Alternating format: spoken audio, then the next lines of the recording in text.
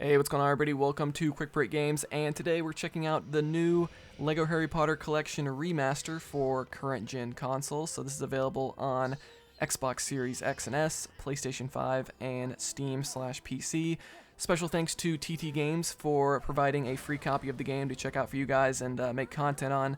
So yeah, we're going to be doing a comparison here of the last-gen version, which was released in 2018 on Xbox and Switch, with the current gen version that was released just a couple days ago at the time of this video coming out. So it's kind of a 2018 versus a 2024 comparison here. So I know a lot of people are skeptical about this version, and rightly so, because this game was released last gen. It already has a it was released for the Pro or enhanced consoles last gen as well. So you might be skeptical about how much they can improve it. And yeah, we're going to be kind of comparing to see kind of what changes they've made. I'm going to freeze frame here briefly here on Dumbledore, because you can see here if you zoom in on his glasses there, they're definitely a little bit blurrier on the last gen compared to the current gen. So I definitely think they've done a slight texture upres here on this current gen version, where all the textures on all the models and things look a little bit sharper. But, to be honest, unless you're doing a side-by-side comparison, you're probably not going to notice, let's be honest.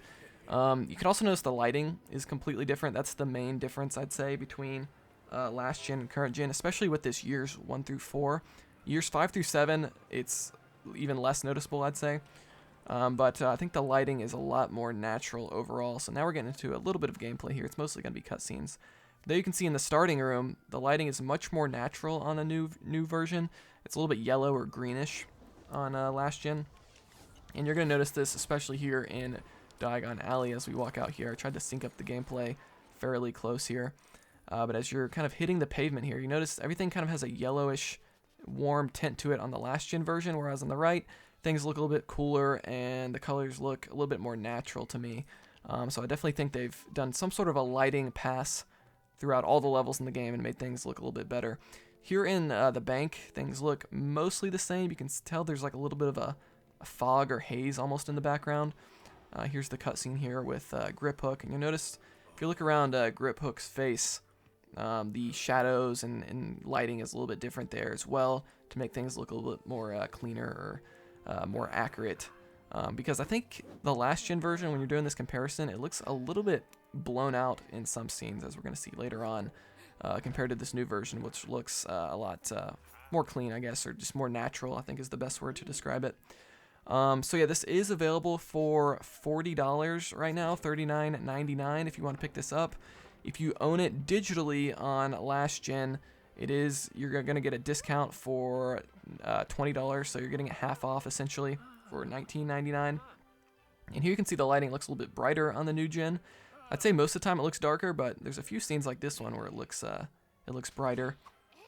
And these cutscenes are just classic at this point. So this is, a 14-year-old game at this point, 13-year-old for years 5 through 7. So, there is a little bit of age on it. Now we're switching over to years 5 through 7. So this is kind of the opening credits of 5 through 7, kind of comparing that to see what color changes. And yeah, years 5 through 7 is very, very close to the last gen version. Like you're probably not going to notice any difference, even when you're comparing it side by side. It's very hard to tell. There's slight lighting changes once again, and it also has the texture improvement as well, which we're going to see here. I'm going to have a zoomed in shot of Dudley that we're going to check out. But yeah, here is the main menu here, kind of going through the outside of Hogwarts, which looks really cool. Also, something I noticed on 5 through 7, at least on the Series X version. So on PlayStation 5, they added DualSense support, so you should get some like haptic feedback on the controller. And I definitely noticed that on 5 through 7, even on Xbox. I know the Xbox controller doesn't have the same haptics, but there's definitely a vibration like when you're walking around in years 5 through 7 that I didn't notice in years 1 through 4, which I thought was interesting. Here we go. This shot, I'm going to zoom in here on Dudley's face. So there is the last gen version. Notice the pixelation around his eyes. And then here is the current gen version where things look a little bit sharper, also a little bit warmer with the lighting. So there's definitely a texture increase. I don't know if it's the textures or if just the resolution of everything as a whole has been increased.